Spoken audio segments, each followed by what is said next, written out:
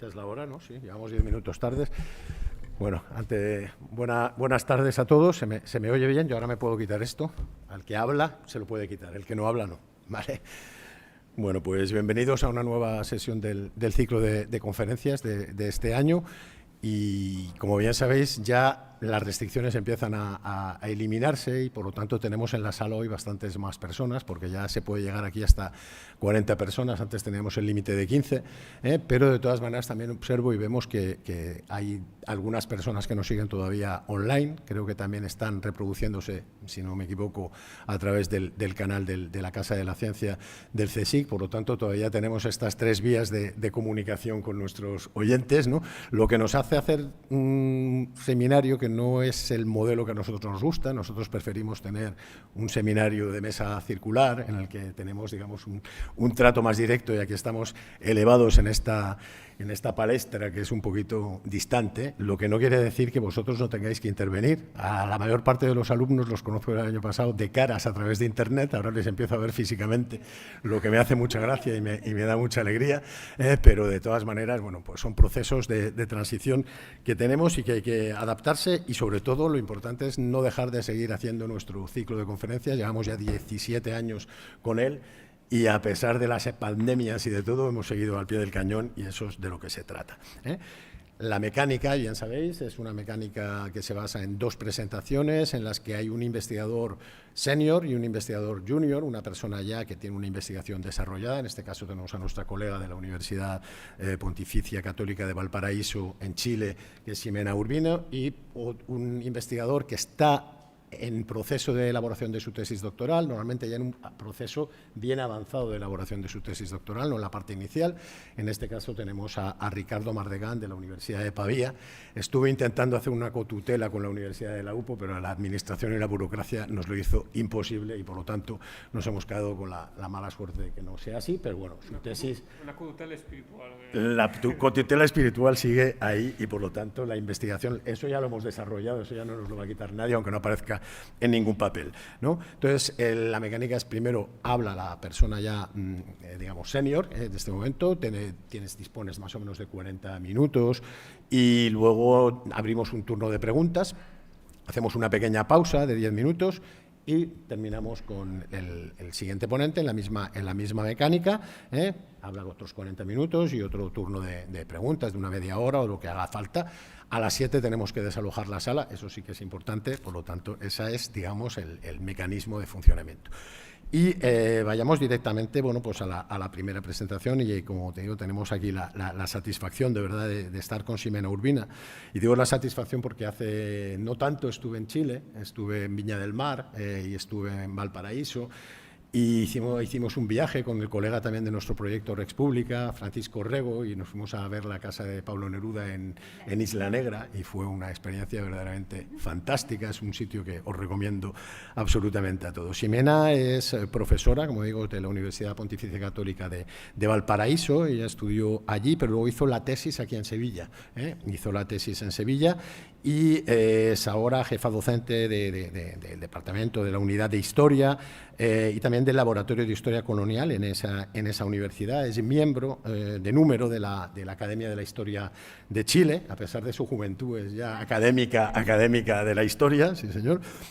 Y bueno, luego ha tenido muchas estancias, disfrutado de becas de la Casa de Velázquez, has tenido también becas de la Fundación Carolina, por lo tanto, movilidad y movimiento que forman parte también de su bagaje intelectual, y es especialista fundamentalmente en cuestiones relacionadas con historia del viaje, por ejemplo, también, exploraciones en el periodo colonial, como llamáis vosotros todavía, normalmente hablamos de periodo colonial, época moderna, en efecto, y es también muy especialista en el desarrollo de lo que es la frontera, y especialmente la frontera meridional del virreinato del Perú, de Chile, ¿no? Y bueno, ha estudiado, y yo creo que algunas de las cosas que nos va a explicar hoy están relacionadas concretamente con eso. Tiene multitud de publicaciones, podéis ver su página en Academia, en ResearchGate, en cualquier otro sitio, yo no voy a enumerarlas aquí, ¿no? Y hoy nos va a hablar de la ciudad de los Césares como una especie de agente en las relaciones entre la monarquía hispánica y la monarquía inglesa, y bueno, tienes la palabra, ¿de acuerdo? Sí. Bueno, gracias. Ay, qué maravilla. Puedes quitarte, yo me la tengo que poner. Muchas gracias por estar aquí, de verdad, porque así tiene sentido el asunto. Y gracias también a Manuel y también especialmente a Rocío por la invitación. Esta es la primera vez que estoy en la Universidad Pablo Olavide, así que me siento muy contenta. Y también porque me acompaña un colega, no estamos solos. Bueno, yo les quiero contar, bueno, ahí ven ustedes el título de la presentación, que lo puse hace mucho tiempo, hubiera puesto otra cosa distinta ahora, no muy distinta, ¿no? Que es la ciudad de los Césares, que está entre comillas, ya voy a explicar qué es, como un agente, también entre comillas, no sé si la palabra será la correcta ahora, en las relaciones entre las monarquías española e inglesa en el extremo austral del virreinato del Perú, o sea, Chile. Yo quisiera primero decir que en este ciclo de Europa, el mundo mediterráneo y su difusión atlántica, yo voy a hablar de la difusión pacífica, que es mi mar, el más grande del mundo. Y lo que a mí me interesa en general, en estos últimos, no sé, no se escucha bien. Perdón. Lo que no me interesa en los últimos. Vale. Ya. ¿Así se te escucha mejor? Sí. Gracias. En este último montón de años es algo así como el proceso en que las cosas comienzan a ser. Y en este caso, el proceso en el que empieza a haber una idea de qué es algo que se le llamó Estrecho de Magallanes, Cabo de Hornos y Patagonia, que son conceptos distintos. Por eso yo puse... no. Es aquí, espérate.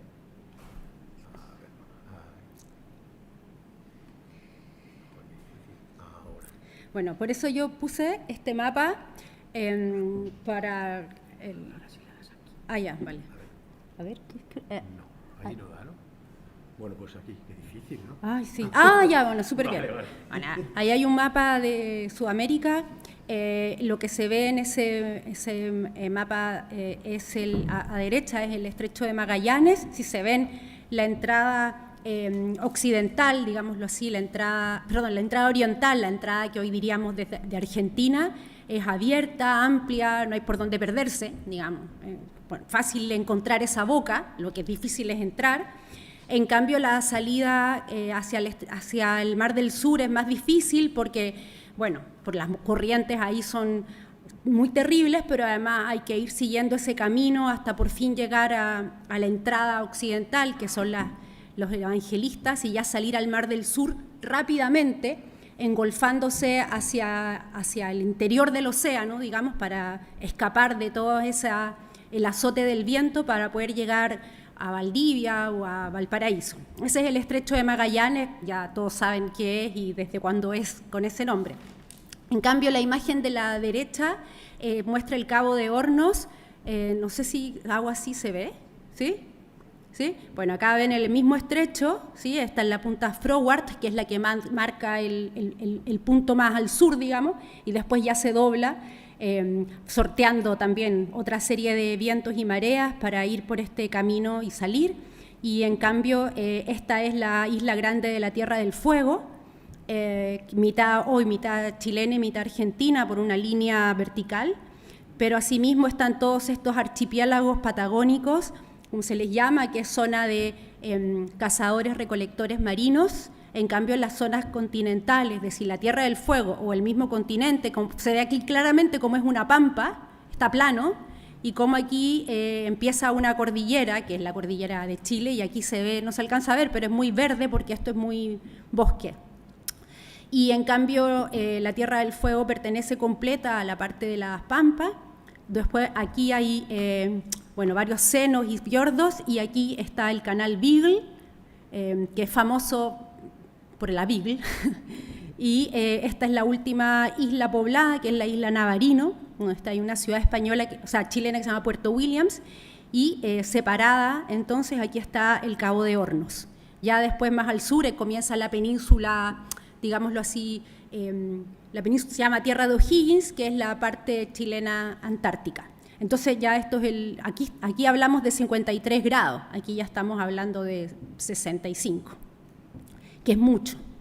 Entonces ese es el escenario y a mí me interesa todo lo que allí pase. La idea es cómo se va, que me motiva saber cómo se fue conformando ese territorio, es decir, por supuesto que hay una población originaria, pero también después hay todo un sentido de tránsito que fue el dado por Magallanes, pero también a mí me interesa estudiar el estrecho porque es como, es un lugar en sí mismo, no es solo un lugar de paso, como tanto se ha hablado y se podría pensar. Por lo tanto, me interesa esta conexión, en este caso, esta conexión entre, digámoslo así, países, por simplificar, España y Inglaterra en un lugar tan difícil y lejano como es el estrecho. Normalmente conocemos muy bien los conflictos en tierras europeas, conocemos muy bien también los conflictos en América del Norte y, bueno, y sobre todo los conflictos en el Caribe, pero pocas veces hablamos de la relación que puede haber tenido en el estrecho, porque uno puede pensar qué relaciones puede haber si en el estrecho estaba despoblado. No había ninguna ciudad española y nunca la hubo, sino hasta 1843 en que Chile fundó un primer fuerte y una ciudad. Entonces, ¿qué sentido tiene? Son navegaciones larguísimas, impulsadas por la riqueza a obtener, como dijo en su momento Peter Bradley, la ilusión del Perú, ¿no? El oro del Perú, el oro que se sacaba el oro y la plata que se sacaba por el Callao, el puerto de Lima, y subía hasta conectarse con Panamá y de ahí con Europa. Nunca se sacaba por el estrecho de Magallanes, de ahí que quedara siempre en el olvido, de ahí que sea una zona que tiene otro sentido y no el sentido de la navegación permanente o constante. De hecho, pasó al olvido, prácticamente, digamos, no estoy exagerando. Entonces, lo que intento hacer es establecer relaciones entre distintas informaciones producidas, pero también entre esas informaciones y la cartografía, en este caso. Bueno, en cuanto al escenario, algo he dicho, ¿no? Cuando uno dice Magallanes, uno lo diferencia de Patagonia. Este es el proceso en que comenzaron a hacer cosas distintas, ¿no? Antes era una sola cosa. Empezaron a hacer cosas distintas en un proceso que hay que, creo yo, dilucidar. Quizás el estrecho de Magallanes y el Cabo de Hornos son los lugares más internacionales de la época moderna. Es el lugar que permite la conexión y que permite el encuentro, o el conflicto. Todo comenzó en realidad después de que Francis Drake en 1578 cruzara hacia la Mar del Sur y pusiera en jaque aquello que se entendía como no peligroso, intentando, por supuesto, sacar las riquezas del Perú, que era lo que importaba. Y luego, vinieron otros ingleses y holandeses en 1600 y en 1643. Una de esas expediciones intermedias, entre 1616, fue la que descubrió el Cabo de Hornos, y de ahí su nombre, Hornos. Son tierras de lejanía, soledad, ¿qué iba a ser? Aquí, no. Ya, otra vez.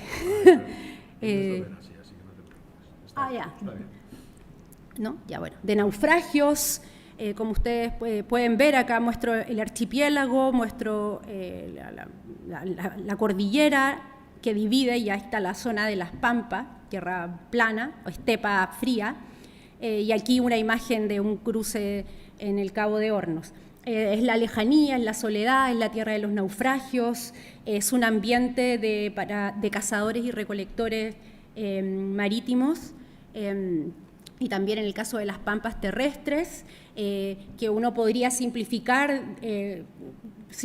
¿no? Diciendo es la edad de piedra, es decir, no hay metal, no hay ningún instrumento más que aquellos que se hacen con la madera o con cuerdas vegetales, y que en realidad solo sirven, no es que solo sirvan, tienen la enorme función de la navegación o de la recolección marítima. Sus habitantes ni siquiera fueron considerados, no fueron ni trasladados, ni encomendados, ni sujetos a ningún sistema de trabajo in situ, ni evangelizados, ni nada. Simplemente se les descartó por la precariedad. Y de hecho siempre lo siguieron siendo, digamos, hasta fines del siglo XIX, que ahí corresponde a otro periodo. Entonces, ese conocimiento que se va produciendo sobre el Estrecho de Magallanes ha creado quizás un corpus de información interesante desde todo punto de vista, como la cartografía, como descripciones, como diarios de viaje, que creo que merece la pena mirarlos bien y mirarlos con detalle y mirarlos preguntándose algo. Lo que yo quiero mostrar entonces son algunos casos, voy a llegar a un punto, ¿no?, a conectarlo con el final, de imágenes de este estrecho que no son conocidas y que pertenecen a otro orden de cosas y que son, en este caso, de ingleses. Fíjense, bueno, no quiero leer, ay, se traspapeló. Bueno, no quiero leerlo todo, pero hay un viaje muy importante que a mí me interesa mucho y que es el de John Narborough, enviado desde Inglaterra en 1699, que yo creo que hizo algo así como redescubrir el Estrecho de Magallanes. Fíjense en la cartografía producida, aunque se ve de lejos, se ve que hay información precisa respecto de los lugares a recalar, etcétera. Esta expedición es muy interesante porque tenía como un fin declarado de ir a Oriente y simplemente les faltaron los bastimentos y pasaron por el estrecho. Bueno, después de pasar por el estrecho fueron a buscar apoyo en Valdivia en un momento de tregua, 1670, la ciudad de Valdivia en Chile. Finalmente, bueno, se ha estudiado, porque la documentación lo ha mostrado, que no fue una expedición enviada por Inglaterra con un fin pacífico, sino que al contrario era reconocer el Estrecho de Magallanes y ver qué posibilidades había allí de comerciar y establecer colonias. Lo interesante es que una persona anónima, que la documentación la ha mostrado, es que Carlos Enríquez, que no se sabe si era un portugués o un español, pero claramente era un, entre comillas, podríamos decir traidor, convenció al duque de York en ese momento que era importante ir a reconocer este estrecho y contó todas las maravillas que allí podría haber. El tipo era, después uno lo puede ver en la documentación, un embaucador, prometió muchas cosas. Pero lo interesante es que él dice, cuando lo toman prisionero en Valdivia, porque el barco llega, no le creen que él no tenga fines pacíficos, sino que, al contrario, él toman prisioneros, y uno de estos es Carlos Enríquez, que al final era como la cabeza de la expedición, porque Inglaterra no lo contó luego, sino que siempre quedó Narborough como el responsable, de hecho era el comandante, quizás para no poner en ridículo, podríamos decir, toda esta gran empresa que quedó en nada. Lo que dice entonces en uno de sus muchos interrogatorios este tal Carlos Enrique, dice que lo que les interesaba era ir a ver lo que decían los capitanes ingleses y algunos holandeses, que era el Estrecho de Magallanes, al 30 leguas al este del Cabo Victoria, en un canal que se llama San Jerónimo. Esos topónimos existían desde antes, digamos. Habían entrado con unas lanchas, en fin, adentrándose, habían encontrado cosas muy impresionantes como indígenas con los que rescataron oro de más de 21 quilates de ley en pedacitos fundidos de otras 2 o 3 onzas de peso, cobre en bruto, etcétera, cosas que son imposibles de pensar. Sin embargo, ya él ofreció la posibilidad de que hubiese oro. Y de esas ciudades, dice que aseguran, dice él, no te está declarando, no es su responsabilidad, dice él, se la atribuye a anteriores, que dichas poblaciones son las a donde se retiraron los españoles que despoblaron las ciudades de San Felipe y la de Jesús, que se pobló en el Estrecho de Magallanes. Es decir, ciudades que realmente existieron, que fueron 2 colonias fundadas en el Estrecho como consecuencia del cruce de Drake en 1578, las ciudades se fundaron pocos años después, quedaron abandonadas a su suerte y ahí, como no hay cómo alimentarse, la gente se murió de frío o de hambre o se fue hacia el norte a tratar de buscar en algún lugar del corazón de un mundo desconocido todavía, donde poder tener mejor clima y mejor tierra. Por lo tanto, aquí está fue a contarle a Inglaterra esta posibilidad, y probablemente, que no está todo claro, pero cuál habrá sido la directa relación entre lo que él contó y la empresa que se hizo. Pero es interesante también porque fue una empresa de 2 barcos, en 1669, súper bien provista, que tenía un fin no declarado, en realidad quería poblar, y que todo se produjo respecto a lo que este señor quiso contar, todo lo que está en Lima 73. Bueno, en otra declaración también dice que lo que le encargó el rey era que solicitase el descubrimiento de una población en el estrecho de Magallanes. Era muy raro, esa población llevaba 100 años, casi 100 años, inexistente. Sin embargo, la ilusión hizo que, bueno, eso es otro concepto a discutir, pero simplifiquémoslo como que la ilusión hizo que la gente se haya retirado al interior y se haya encontrado minas de oro, riquezas que no existían en otros lugares. Entonces, el estrecho, por lo tanto, insisto, y en este punto, que no era solo el paso para llegar a las riquezas o de Valdivia o del Perú, sino que podía existir oro en el mismo estrecho. Y eso tiene también una explicación. Así que ahí están estas declaraciones. Sin embargo, también es interesante ver que otros ingleses prisioneros también dijeron lo mismo. Este es un mapa maravilloso que falta por estudiar, que hace poco se puso en evidencia, que está en la biblioteca de Inglaterra, en la National Library. Lo puse al revés, aquí están los indígenas colgando, digamos. Pero esta es otra producción de esa o sea, porque finalmente mientras este español o portugués traidor, podríamos decir, se dedicó a embaucar, el capitán, el comandante, sí que se dedicó a hacer una cartografía precisa. Pero bueno, 2 de los capturados, que son oficiales, dijeron, más adelante, esto es 4 años más adelante, cuando estaban capturados en Lima, que ahí murieron, de hecho, ejecutados por pirata y por hereje, que no habían ido a poblar realmente los puertos, sino a buscar a los Césares, donde don Carlos Enrique, del que hablo, informó al rey de Inglaterra que había poblaciones, por cuya causa vino el navío y no hallaron ninguna. Y el otro dice que no vinieron, sino que a buscar a los Césares. Es interesante, por lo tanto, que Carlos Enrique no diga Césares, pero es que ellos diga Césares. A eso fueron, a buscar estos Césares, que ya el nombre suena como algo fantástico, ya no es una ciudad o sobrevivientes españoles, sino que remite a algo sugerente. Entonces, ¿qué uno puede decir de esto? Bueno, vuelvo atrás entonces. La ciudad de los Césares es una antigua creencia que podríamos nosotros equipararla, quizás ustedes habrán escuchado a El Dorado o a las 7 ciudades del Quibirá o a lo que sea, de lugares muy fantásticos y llenos de riqueza. La diferencia es que los Césares duraron hasta 1800, digamos. Así que se seguía buscándolos, no solamente pensando que existían, sino que buscándolos.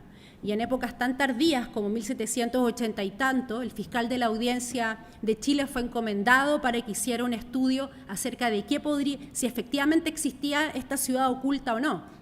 Y llegó a la conclusión de que era muy factible que existiese, después de haber interrogado a todo el mundo y haber mirado la documentación. Bueno, la Patagonia era muy grande para que cupieran 25 ciudades de los Césares y como era desconocida, tampoco había ninguna razón para pensar que no fuera posible. Pero entonces avanzo. Voy a ser breve porque el tema es enorme, pero el nombre lo tiene de un capitán, Francisco César, que en una expedición muy temprana, internándose por el Río de la Plata en el año 1529, fue enviado destacado hacia el interior de lo que hoy podría ser Paraguay, por sintetizar, y volvió diciendo que había encontrado un lugar de un rey muy rico, con mucho oro y mucha plata, pero que no había vuelto con ningún artículo de eso, a pesar de que lo habían ofrecido, porque estaba muy cansado para trasladar todo eso. Y claro, es la tierra del César, y de ahí quedó el nombre, aunque originalmente, nosotros sabemos, porque uno como historiador puede contrastar la documentación y dice, aquí está la verdad, pero más adelante, 100 años después, no se sabía por qué se le llamaba Césares a los Césares. Entonces, hubo todo un proceso muy interesante en que de esas tierras que vio César, que probablemente sean un lugar cercano al Perú, donde efectivamente había ese tipo de riqueza, digamos, entrando por el otro lado, entrando por el lado atlántico, se diversificó en, ya, me queda nada, en otras cosas, gracias, se diversificó en distintas versiones que eran interesantes, porque después cuando se conquistó el Perú, la ciudad de los Césares pasó un poco más al sur, y después se fundó Mendoza, ¿sí? Y la ciudad volvió a estar más al sur, y así hasta que pudo ocupar algún lugar supuesto, ¿no? entre Mendoza y el Estrecho de Magallanes. Ahora, es súper erróneo quizás decir la manera en que lo estoy simplificando. La ciudad se fue moviendo porque fue correspondiendo a otras ilusiones, donde no se encontró en un lugar, pues siempre se pensó que estaba más al sur, sino que en realidad los contemporáneos que escriben de ella la dan por absolutamente cierta. Nosotros lo podemos mirar y decir hoy que es una ilusión, es una leyenda o es un mito, lo que por entonces era muy factible, tan factible como que Hernán Cortés 30 años después descubrió lo que todo el mundo quería descubrir desde Colón, o que Pizarro descubrió también su propia ciudad de los Césares en Perú. Era factible, un lugar impenetrable, ¿no? por las grandes distancias, y también por otra cosa que esta, podríamos decirlo así también, y me van a perdonar, pero es para sintetizar, la barbarie, ¿no? De sus habitantes hacía mucho más difícil el entrar, porque no se estaba uno enfrentando a un ejército ni a una jerarquía de mando. Bueno, así tanto que fueron, se fundieron las ideas de indígenas ricos en oro, plata y esmeralda con españoles náufragos, a los que después con el tiempo uno lo ve en la documentación, de repente esos españoles náufragos sí, ahora son ricos, es como si hubieran fundido, porque se entiende que si sobrevivieron se tendrían que haber amestizado para que sigan vivos, digámoslo así, y entonces habrían adquirido esas riquezas. Lo que también es interesante porque es una acomodación que se hace con el tiempo, uno encuentra un documento aquí, otro allá y otro acá, y si quiere hacer una secuencia cronológica, hay partes vacías en las que uno puede interpretar cómo fue moviéndose esta posibilidad, que nunca se dio por descartada, insisto, porque era factible. Por eso yo no digo que es un mito ni una leyenda, sino una creencia, que también hay que explicar el concepto, pero no lo voy a hacer ahora. De ahí, por ejemplo, que en este mapa de 1618, no se alcanza a ver, pero créanme que aquí dice, ya me acuerdo, pero algo, precisamente dice, en estas lagunas, a ver, precisamente dice, en estas lagunas, ¿ven que hay dos lagunas?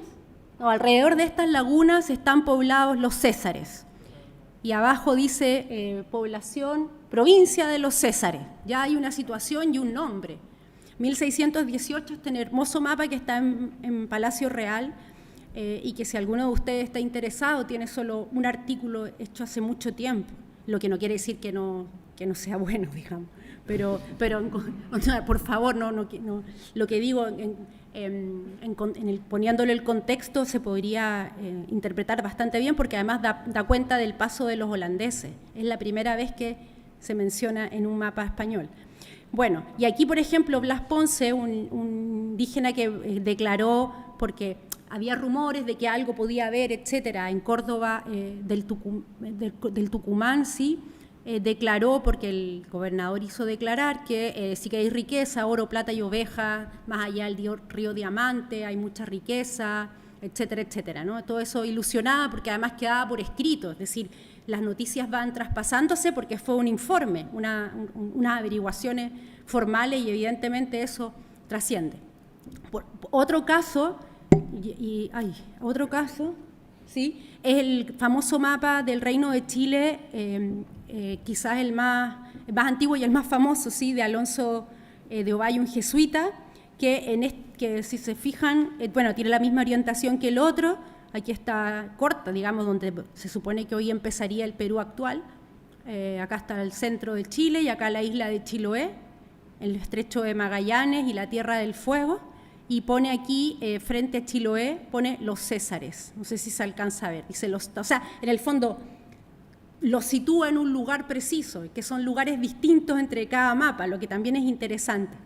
Pero lo que yo quería llegar era cómo, por ejemplo, no por ejemplo, sino que cómo podemos encontrar en época paralela a la expedición que les dije yo de Narborough, que daba por hecho la existencia de una ciudad de descendientes de españoles a los que se le asociaba el oro, con también la información que daban indígenas. Eso es interesante porque finalmente, como en muchos otros lugares, ellos son los que realmente informan y abren los caminos. Y claramente en estos momentos se les podría catalogar de indios mentirosos. Y siempre se les ha dicho así, bueno, no siempre, pero es común en la historia de Chile al menos que digan indios embusteros, ¿no? La historiografía que por primera vez vio estos documentos. Hoy podríamos enfocarlo desde otro punto de vista, que es que precisamente la capacidad de entender bien su mundo de manera tal de dar las respuestas que se quiere que se den. O, al contrario, las preguntas que se le hace, el indígena responde según su noción de tiempo y espacio, por ejemplo. Y por lo tanto eso lo altera todo. Aquí una indígena digámoslo así, el corazón de la Patagonia, que se le llamaba Reina, fue capturada, llevada a Chiloé, en Chile, y dice que había españoles perdidos y que labraban minas y que tienen oros tan grandes como pepitas de manzanas, porque se les decían. Esto también es otro mundo interesante, esto es como interrogatorios informales, ¿no? Pero ¿de qué tamaño son las pepitas? Aquí había traductor del traductor del traductor, o sea, como 3 ámbitos. ¿Serán del tamaño de esto? Había visto una manzana en la vida. Sí, entonces, claro, todo es... no lo quiero ridiculizar, pero en el fondo quiero decir que son cosas que hay que ver de manera más delicada. Y por lo tanto eso generó el interés de un jesuita, Nicolás Mascardi, muy famoso en la historia de Chile para los que nos dedicamos a la época moderna, como diría el profesor, que fue a buscar esta ciudad. Y dice que esta mujer le vino a decir que existía esta española y que él los mandó unas cartas, de hecho ya ahora le llama Ciudad de Argüello, se asoció con otro nombre que no voy a entrar ahora en eso. En fin, que hay muchas ciudades, dice, mucha gente perdida por acá, es decir, el corazón de la Patagonia. Pues está la ciudad de Argüello, la de Sarmiento, la de Íñigo López de Ayaga, de Ayala, es decir, son naufragios, que claramente fueron naufragios, pero de alguna manera empezó a ser interesante la opción de que no estuvieran todos muertos, sino que estuvieran asociados con indígenas ricos. Al punto que entonces... es probable entonces que estuviera efervescente en esa época, que coincide con estas búsquedas desde el lago Nahuel Huapi, hoy en la parte argentina, hacia el sur, que con las ilusiones que tenía Inglaterra, es decir, cómo esta persona muy interesante, muy desconocida, que es Carlos Enríquez Clerque, que es el nombre que él se daba, que además cambió como 4 veces de nombre de acuerdo a cada vez que lo interrogaron y lo torturaron, podría haber él estado en Chile y haber tenido información privilegiada, que haber exagerado, en fin, ¿no? Un montón de cosas que no quiero decir todavía. Y quizás ya para cerrar, claro, me pregunto también, para los españoles, digamos, para los ingleses, los césares eran ricos y eran españoles y había un lugar perdido al que ellos tenían acceso privilegiado si es que lo hacían por la ruta del Estrecho de Magallanes, que de hecho el viaje de Narborough Clerque, digámoslo así, Enríquez Clerque, la reabrió, la redescubrió y fue la puerta que se abrió para la gran época de la piratería en el Mar del Sur, que fue entre 1600, después de él y hasta 1700, cuando empezó la Guerra de Sucesión y Francia dejó de ser pirata, digamos, porque se asoció con España en la defensa. Pero por otro lado, entonces, por eso digo, el Estrecho de Magallanes es protagonista y la ciudad de los Césares es importante, porque para los españoles los Césares eran los ingleses.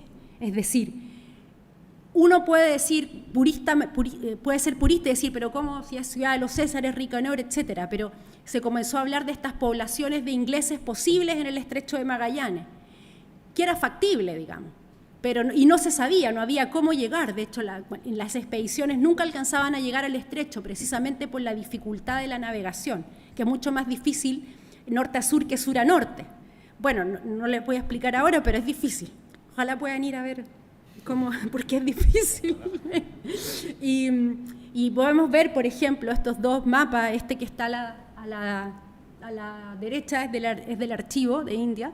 Está catalogado como Chirca 1682 y no tiene asociación con algo, pero a mí me parece que tiene mucho que ver con otra carta, en fin, y lo que dice acá, me tienen que creer porque no se ve, es aquí hay una población de ingleses en la parte continental, digamos, donde siempre se situó la ciudad, y también en Tierra del Fuego. Eso es 1682. Y este otro mapa, que hay un interesante piloto gallego, Francisco de Seixas y Lovera, que dejó al menos 3 escritos, un teatro naval, no sé qué, bueno, 3 cosas, que ya sé que lo conocen, dicen así.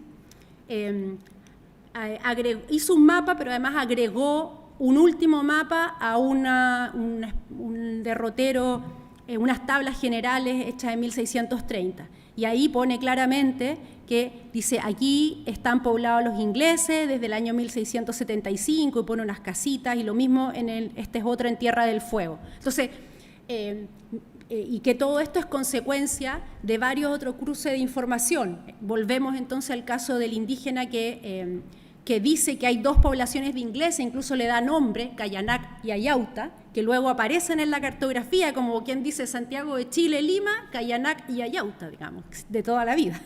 Y lo interesante es eso, como todo esto se cruza de información, no solamente con la creencia antigua, y con las ilusiones que pueda tener Inglaterra en que el estrecho de Magallanes no solamente puede ser un lugar de paso y un lugar que va a posible punto para poder hacer una base para tener un mejor comercio, como Jamaica, digámoslo así, su Jamaica en el sur, sino también aprovecharse de esta riqueza que no entienden muy bien por qué, creo yo, pero existe.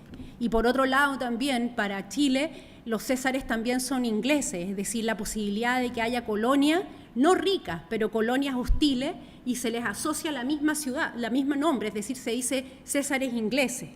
Bueno, esto es harto complejo, pero en fin, lo que yo quería mostrar era, y voy a saltarme, bueno, después, por último les he puesto este mapita. Lo que yo quería mostrar era precisamente todos estos cruces posibles, y quizás terminar con un par de ideas que tienen que ver con lo dicho. Bueno, primero, como dije, a mí me interesa todo esto porque es el conocimiento imaginario, pero también el real, que también me pueden cuestionar todo eso, esos conceptos, que se va teniendo del fin del mundo, pero que también es camino a la vez. Y por otro lado, la transformación del estrecho, o el pensar el estrecho como un lugar de convergencia de ingleses, franceses, juntos y por separados, como lo fueron cuando practicaron la piratería, y España.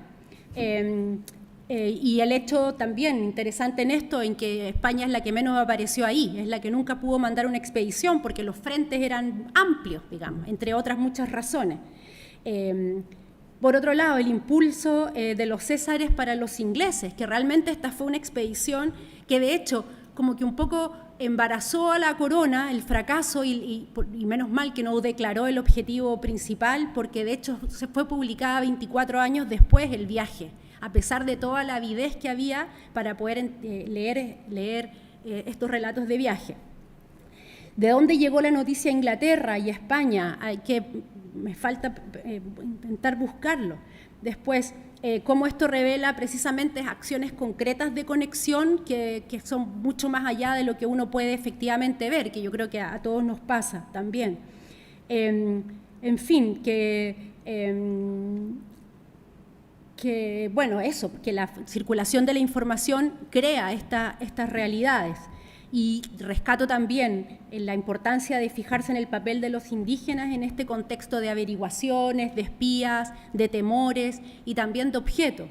circulaba un breviario encontrado que probablemente correspondía a un campamento inglés de los muchos que se hacían antes de cruzar el estrecho, que apareció en Chile como la prueba concreta de la existencia de españoles perdidos, o una olla de cobre que de mano en mano indígenas condujeron incluso hasta Lima para poder probar la existencia de la ciudad. En fin, son cosas interesantes. Bueno, eso quería más o menos ofrecer para la discusión. Gracias.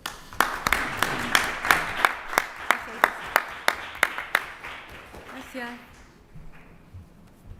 Muchas gracias, Ximena, por además atenerte perfectamente al tiempo y por este recorrido que nos has hecho, en el que además se pone muy de relieve. Tenemos aquí alumnos de geografía e historia, que la historia sin la geografía es completamente incomprensible, no solamente Anal es lo que lo diga, sino que el contexto geográfico, el entender el espacio, justamente, y has hecho muy bien enseñándonos pues, toda esa geografía en la que transcurren estos acontecimientos, estos mitos que se cabalcan con la realidad. Esta cruce de información es un espacio completamente internacional, van muchos del Caribe, hay otros espacios internacionales. Es verdad que normalmente siempre pensamos como un lugar de paso, y tú estás marcando que no, que existe también la idea de una posible colonización o de una legitimidad de la colonización. Entonces ahí yo las preguntas un poco, bueno, creo que por ejemplo que Carlos Enríquez Clerque, para mí que este es flamenco, seguro, vamos, el apellido y los nombres que tiene, no sé, me extraña que sea portugués, me suena completamente flamenco. El Clerque nadie sabe de dónde salió, se lo puso él. Vale, por eso. Pero así era. Y bueno, él se puso otros nombres también,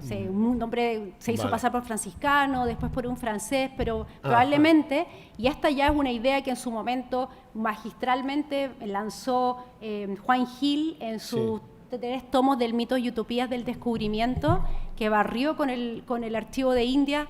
Él hizo una relación interesante que después, leyendo, efectivamente, pareciera que fuera la más... hay más argumentos para añadir, que es que haya estado en portugués, Enríquez lo escribió con ese, que tampoco tiene mucho que decir, pero para que veamos, relacionado con un gobernador portugués en Chile, que también muy mal visto, muy con mucho, todo tipo de abusos y corrupción, que también pensaba en la posibilidad de colonizar el estrecho de Magallanes. ¿No se escucha nada? No, no. Ah, sorry. Quería abrir a la gente que está, porque no sé si hay... Ah, ya, vale. No, entonces... ¿Doy a cancelar el IVA? No. Espera, a ver, perdona. Sí, sí. No. Y ahora cancelar abajo.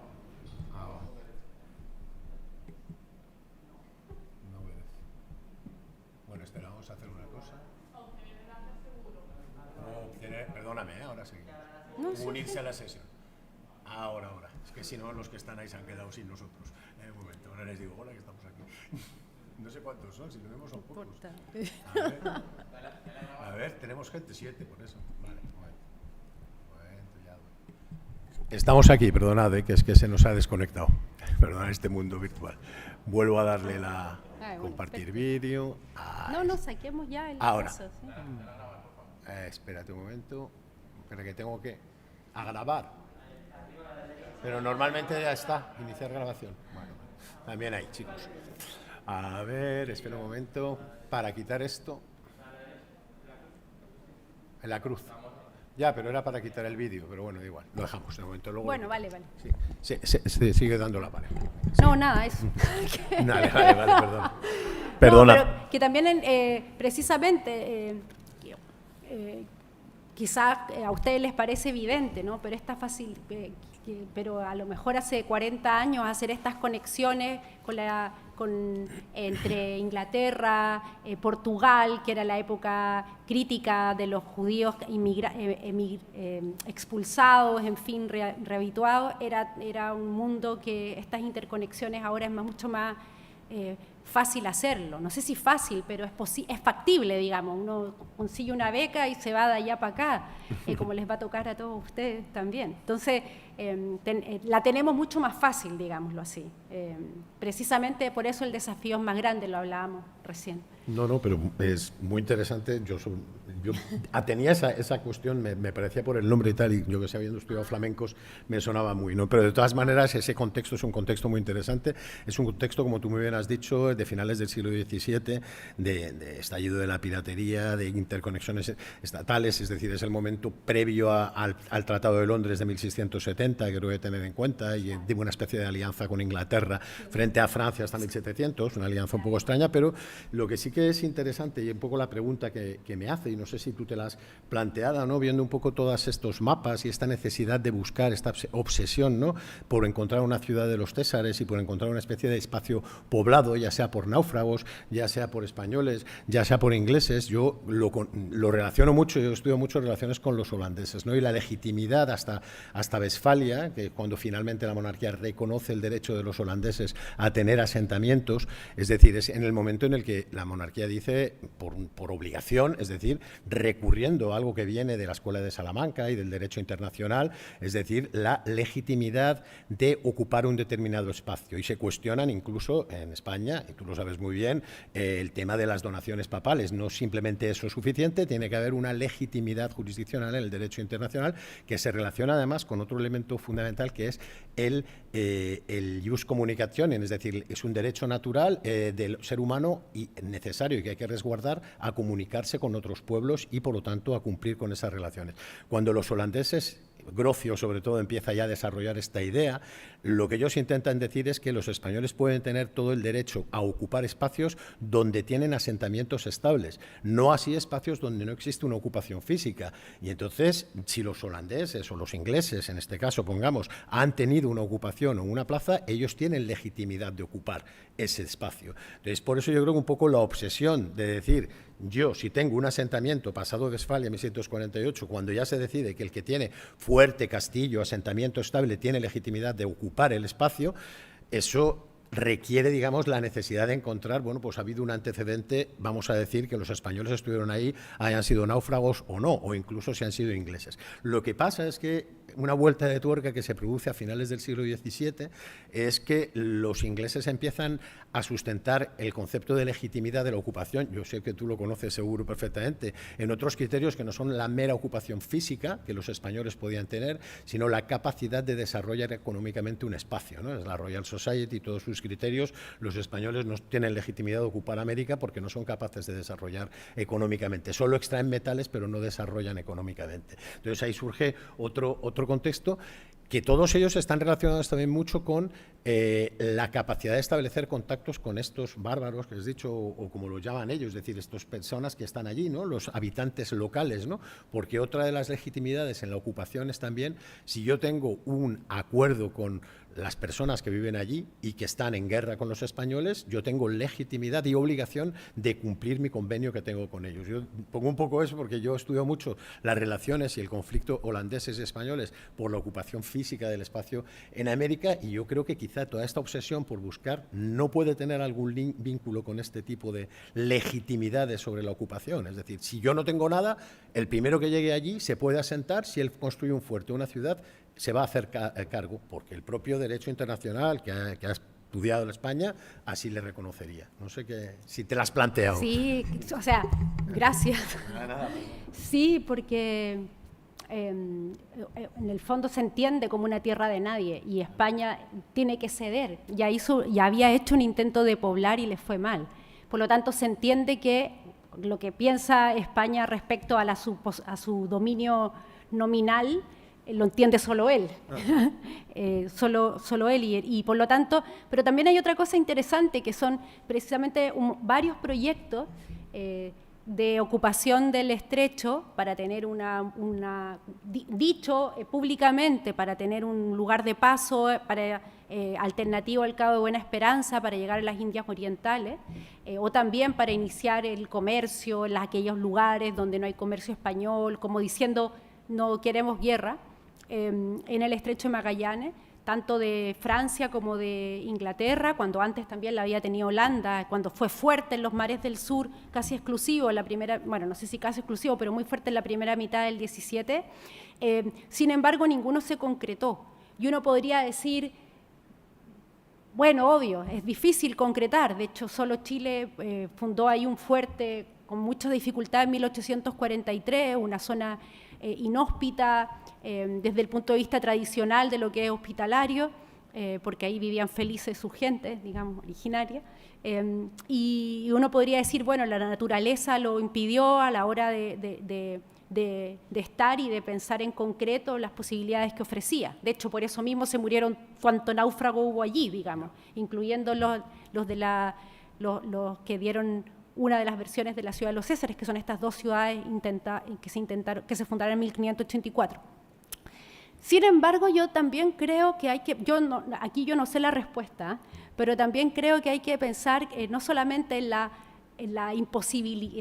el pensar de manera factible, que si es posible armar esta colonia, que nunca se hizo, nunca se intentó, de hecho, sino primero porque las primeras eran como de reconocimiento de terreno y al final el mar siempre los expulsaba hacia afuera, sino también quizá el hecho de pensar de racionalmente y decir, esta es una idea, pero no la queremos concretar en el fondo. Podemos amenazar, podemos crear este temor, alterar el orden de España, que tiene un montón de frentes. O sea, imagínense, desde Buenos Aires hasta Valparaíso, un mundo entero de costa.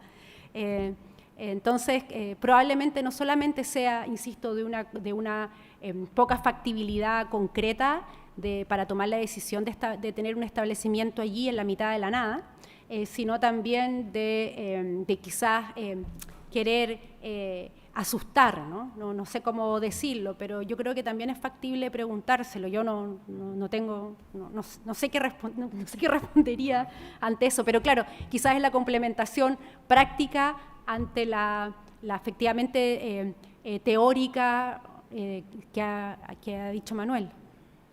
Tenemos intervenciones de Rocío Moreno, de Rodrigo y de Omar. Y animaros vosotros.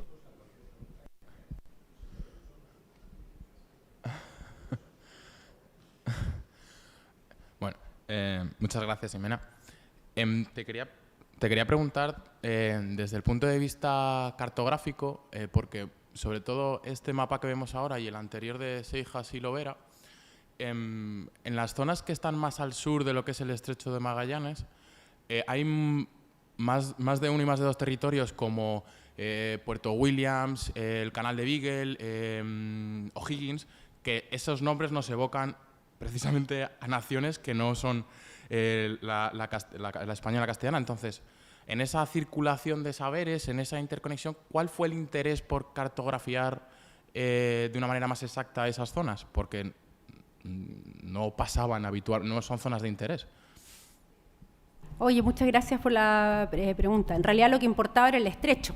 De hecho, el mapa de Narborough fue fundamental y, como dijo también alguien que estudió otra expedición posterior de Inglaterra, dijo prácticamente era una guía de viaje del estrecho. A pesar de que cuando ella escribió esto no conocía este último mapa que desempolvó la British Library. Este mapa que está... Normalmente los mapas son... o sea, la información es respecto al Estrecho de Magallanes y solamente. En este caso, esta expedición, este mapa es producto de un naufragio de franceses en 1697 que tuvo que buscar un lugar para poder instalarse y tomarse 10 meses en construir una nueva embarcación con los restos de la otra naufragada. Entonces lo que hizo fue cartografiar una parte occidental del Estrecho de Magallanes.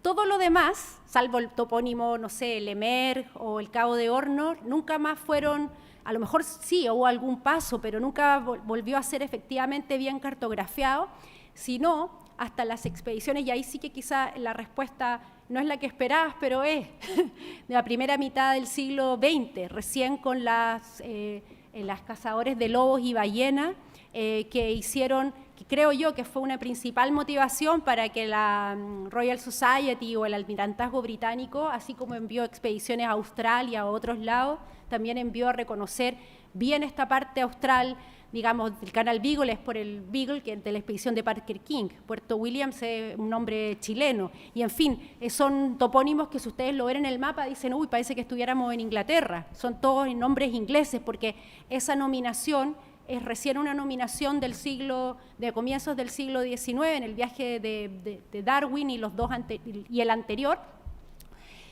y que simplemente la Armada de Chile, cuando ya se dedicó, tuvo tiempo, digámoslo así, después de un siglo XIX lleno de guerra, a explorar hidrográficamente, construir cartas, hacer sondaje, etcétera, nunca borró los nombres de Inglaterra porque eran amiguitos, digamos, en esa época. Francia y, o sea, Chile y Inglaterra. Bueno, no sé si será esa la razón, ¿no? Pero en el fondo tampoco había un conflicto que dijera vamos a castellanizar o españolizar todos los nombres. De ahí que parece que uno mira el mapa y dice, oye, pero si esto no parece ni Chile ni Argentina, digamos. Sí, bueno, es una explicación súper simplificada, pero aunque tú no lo creas, yo creo que es importante, precisamente en este proceso en que las cosas nacen, hacer un estudio del aparecimiento de la toponimia. Puede parecer una cosa pequeña, pero a mí me parece importante porque nominar es crear. Y la geografía y es darle un sentido y es una manera de poseer un territorio aunque no se esté permanentemente en él. Entonces, todo este proceso en el que van apareciendo nombres, por ejemplo, la ciudad de los Césares y los otros más, es un proceso que está súper claro en la cartografía magallánica, que ha sido recolectada. De hecho, hay un historiador de Punta Arenas que ha dedicado su vida a estudiar lo local y tiene todos los mapas, bueno, no sé si todos, pero muchos, porque, claro, él investigó pre-internet, que uno podría dedicarse. Yo soy una convencida que no solamente a estos territorios, sino a todos. Es decir, el proceso en el que las cosas comienzan a ser nominadas y el porqué de esa nominación explica mucho más que quizás otras cosas. No sé si me fui mucho del tema, ¿no? Bueno, gracias. Bueno, en primer lugar, muchísimas gracias, Jimena, por esta conferencia tan sugerente y enhorabuena porque a mí me ha fascinado porque es verdad que siempre, y me incluyo, nos centramos mucho en el Caribe y dejamos de lado, bueno, el Río de la Plata, es decir, que también era un sitio al final de conexiones y ya vamos, el Estrecho de Magallanes todavía más. Entonces, muchísimas gracias. Y te quería preguntar unas preguntas. Lo primero es sobre los naufragios. Has comentado que los naufragios eran por condiciones meteorológicas, sobre todo, y quería saber si también eran por condiciones bélicas, es decir, si justamente estas rivalidades que estás comentando entre los distintos estados, pues algunas veces, digamos que llevaban a naufragios, es decir, al barco que era enemigo, pues a atacarlo. Otra cosa que te quería preguntar era si has comentado que hay diarios de navegación de esta parte del Estrecho de Magallanes y quería preguntarte si son muchos los diarios de navegación que hay, porque yo, por ejemplo, los que me he encontrado siempre, pues eso, tienen que ver con la zona del Caribe, sí que, bueno, Montevideo, Buenos Aires, sí, pero del Estrecho de Magallanes no. Y en este aspecto, no sé si has visitado, por ejemplo, el archivo del Museo Naval en Madrid, que ahí hay muchísima documentación, mucho corpus documental justamente de diarios de navegación y es muy interesante. La Biblioteca Real también, que has puesto ahí el mapa, que es fascinante, es decir, que es muy poco conocida, pero que también tiene muchísima documentación. Otra de las preguntas, perdona que te avasalle con distintas preguntas, es que me ha gustado mucho la conferencia, es, y ya yéndome un poco para mi terreno, si has encontrado captura de la correspondencia entre, por ejemplo, barcos ingleses que hayan atacado a barcos españoles o barcos franceses, barcos holandeses, es decir, de distintas nacionalidades que hayan capturado correspondencia. Y ya la última era, ya yéndonos para el siglo XVIII, nos has hablado del siglo XVII, no sé si habrás visto algo del siglo XVIII de cómo cambia, si cambia o no, el rol de Inglaterra en esta parte, en esta zona del Estrecho de Magallanes, es decir, siglo XVIII, donde ya Inglaterra empieza a ser tiene un dominio de los mares, en el Caribe pues se ve muy bien, y no sé si en el Estrecho de Magallanes también cambia un poco ese rol de Inglaterra, y muchísimas gracias, de verdad. Y perdona por No, avasallarte al con tantas contrario, preguntas. gracias Rocío por interesarte. Voy a ver si voy de atrás para adelante por si Inglaterra, al contrario, tiene mucha importancia precisamente en la segunda mitad del 18 por su intención muy declarada, muy precisamente estas como amagos o estas noticias o estas informaciones dieron origen a reacciones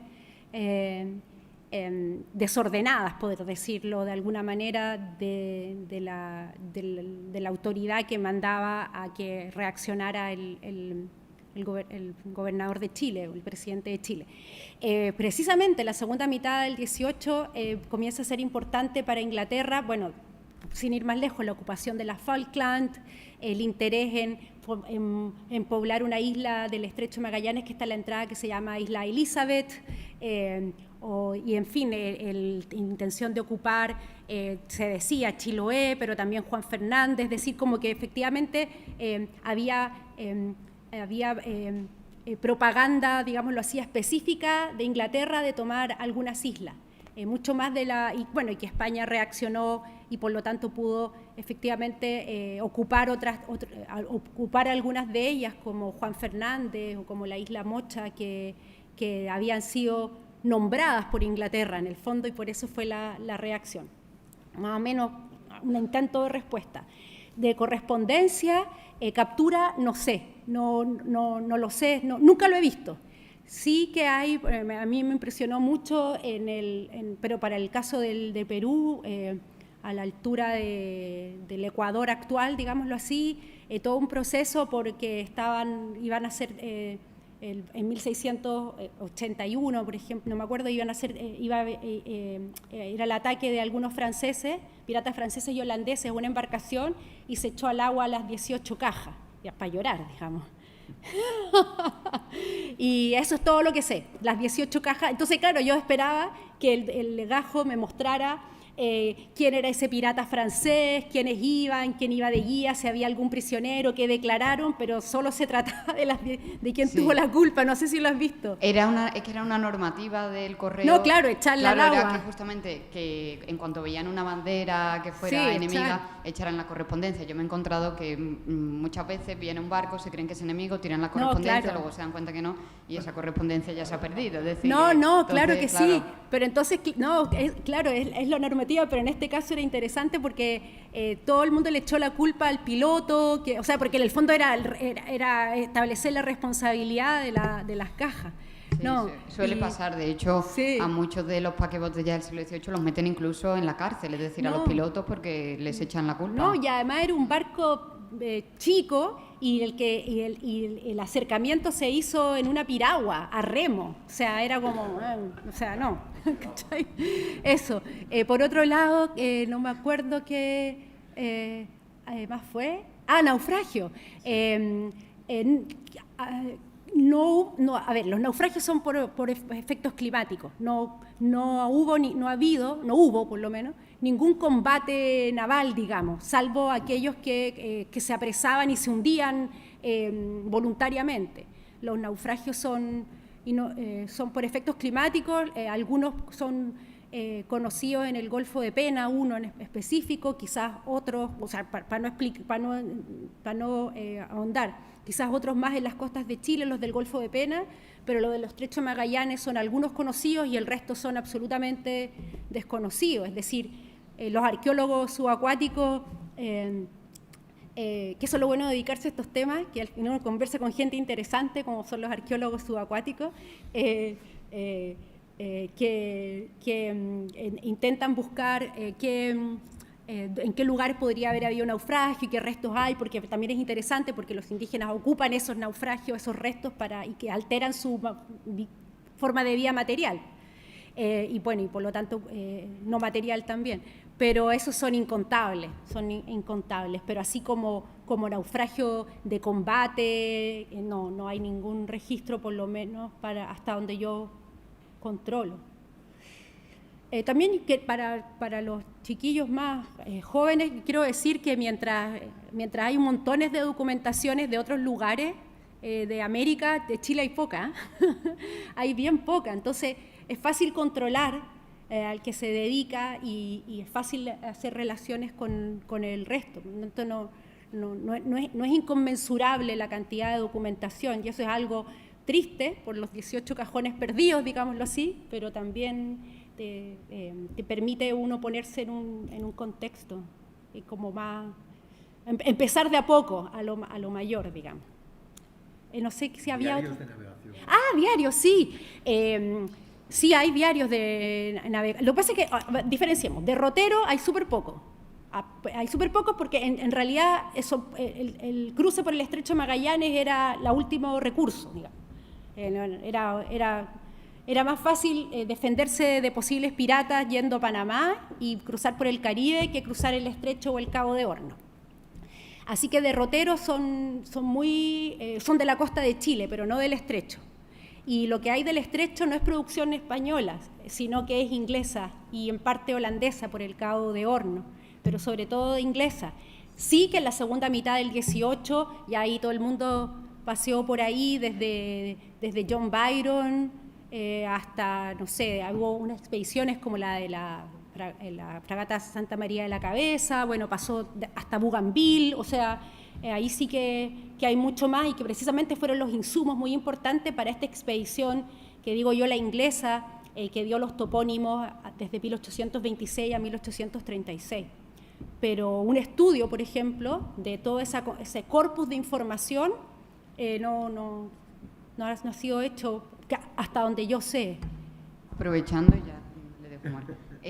Con lo que has comentado de los derroteros, ¿sabes si han utilizado este tipo de documentación para, por ejemplo, estudiar el clima? Porque es algo que se está haciendo para los desastres naturales, es decir, bueno, Nicochecher, es decir, tiene un proyecto y es una de las fuentes de información más ricas. Entonces, claro, como ha dicho que los naufragios, la mayoría son por efectos climáticos. Sí. Y no sé si hay algún proyecto en Chile, o No. decir, de esos derroteros que se utilicen para estudiar el clima. No, son pocos los derroteros de todas formas, yo puedo contar así 5 o 4 quizás, y que son de California al Estrecho, pero no conozco un proyecto, debe haber, pero no conozco a nadie que lo esté utilizando en ese punto de vista, así que ahí está disponible, digamos. Sí. Bueno, lo que sí hay un trabajo interesante sobre una erupción de un volcán que siempre se había pensado que ya no erupcionaba. Y los holandeses precisamente lo registraron. Y después entró en erupción hace como 3 años y el investigador que hizo ese estudio estaba ahí en todos los... No lo digo de forma peyorativa, al contrario, un historiador estaba allí diciendo la cartografía lo mostró. Bueno, eso.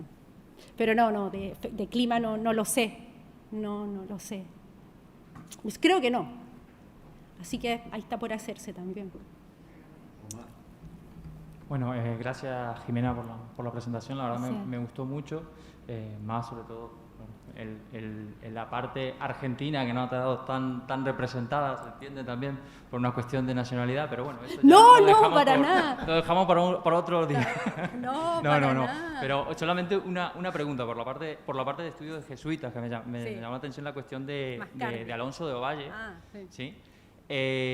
Porque es un poco el único que sitúa a la ciudad de los Césares tan cerca de lo conocido, digamos, porque si lo piensas está en el camino entre Nahuel Huapi y Chiloé. Entonces, si llegaste a reflexionar de por qué lo sitúa en un espacio tan cerca, porque lo normal o lo común en todas las referencias que diste de la ciudad de los Césares para más al sur, o incluso para El Dorado, o en el Chaco, por ejemplo, existió la leyenda de la Laguna de las Perlas, que siempre está en un lugar distinto del que se va avanzando. Y por eso me llama la atención que Ovalle lo sitúe tan próximo. ¿Encontraste alguna explicación de esta cuestión? Si quiere motivar la evangelización en esta zona o el avance de la frontera. Más o menos es como tú dices. O sea, esto es una teoría mía, digamos, no sé. Cuando escribió, Alonso de Ovalle escribió este mapa es una tábula gigante. Bueno, no es tan gigante, hay 2 versiones grandes y una versión más chiquitita, de las que quedaron conocidas, pero acompañan un libro que se llama Histórica Relación del Reino de Chile, y Alonso de Ovalle lo escribió precisamente lo imprimió en Roma en 1646 para ir a buscar vocaciones y decir que Chile era muy necesario, que efectivamente lo era por la gran rebelión de Arauco. Entonces, por entonces, los jesuitas que habían llegado a Chiloé lo hicieron en 1609 y en ese lugar era donde más se hablaba de la posibilidad de los españoles perdidos. Entonces, se buscaba cerca de ese lugar, porque, claro, se trasladó a, digamos así, a los canales del sur de Chiloé, de las islas, el archipiélago que se llama de los Chonos, y se pensaba que entrando, porque, claro, Nahuel Huapi era una cosa muy lejana, pero que entrando por alguna de esas islas, podía romperse la cordillera por un río y llegar al otro lado de los Andes, digamos, donde todo se veía como que fuera coser y cantar, digamos, es solo caminar para adelante porque es plano. Entonces eso también se veía como una ilusión, lo que portaba era el río. Entonces yo pienso que Ovalle, no sé si deliberadamente la habrá puesto más cerca precisamente para fomentar la misión de Chiloé. Yo tampoco creo que haya sido tan deliberado, yo creo que efectivamente precisamente por esos 40 años, 30 y tantos que llevaban los jesuitas en Chiloé, que era el único lugar, digamos, de misión, porque ya la Araucanía no funcionaba, las noticias de indígenas y las, no sé si búsquedas, pero exploraciones para buscar todo tipo de cosas, de los de Chiloé al sur inmediato, fomentaron allí la creencia. O sea, tiene concordancia con la poca documentación que hay, que son las cartas que se conservan en el archivo de la compañía en Roma. Pero sí, gracias, porque ahora me lo creo más, digamos. Sí, gracias. Tenía una segunda pregunta, muy cortita, porque la mayor parte de la documentación que mostraste es fundamentalmente del Archivo de Indias, entonces es como una comunicación, si se me permite, imperial, digámoslo así. En el plano local, es decir, en archivos de Chile, en archivos más locales, ¿las autoridades se refleja toda esta cuestión de los césares o es más a la hora de hablar a la corona, de buscar refuerzos, etcétera, etcétera? Ya, gracias. Los archivos de Chile son... A ver, hay varios fondos, obviamente, pero y tal como hoy Chile es Santiago, y la documentación de otros lugares como Chiloé es marginal, además Chiloé dependió directamente del Perú mucho tiempo y esa documentación tampoco está en el Perú, es decir, el Archivo Nacional de la documentación conservada, digámoslo así, es muy central. Por lo tanto, para el territorio del sur, es decir, desde Concepción al sur, Arauco, Valdivia, Chiloé, etcétera, hay más en Indias que en Chile. Y lo que hay, sí, son, por ejemplo, juicios de encomienda en Chiloé, que persistió la encomienda hasta muy tarde, y ahí se habla un poco del sur, de lo que pasaba más al sur, pero en realidad, no es que no haya, no quiero exagerar, pero es muy disímil y es mucho más fácil encontrar aquí o en el archivo de la compañía en Roma o para el caso del siglo XVIII, las expediciones extranjeras, que lo que puede haber en los fondos de Capitanía General o Real Audiencia, que son nuestros fondos allá. Sí, más o menos así. ¿Alguna pregunta más? Bueno, pues vamos a proceder a la pausa. Te agradecemos mucho, Ximena. Ahora tenemos 10 minutos de pausa. Nos volvemos a ver a menos 25, ¿de acuerdo? Para la conferencia de Ricardo. Gracias.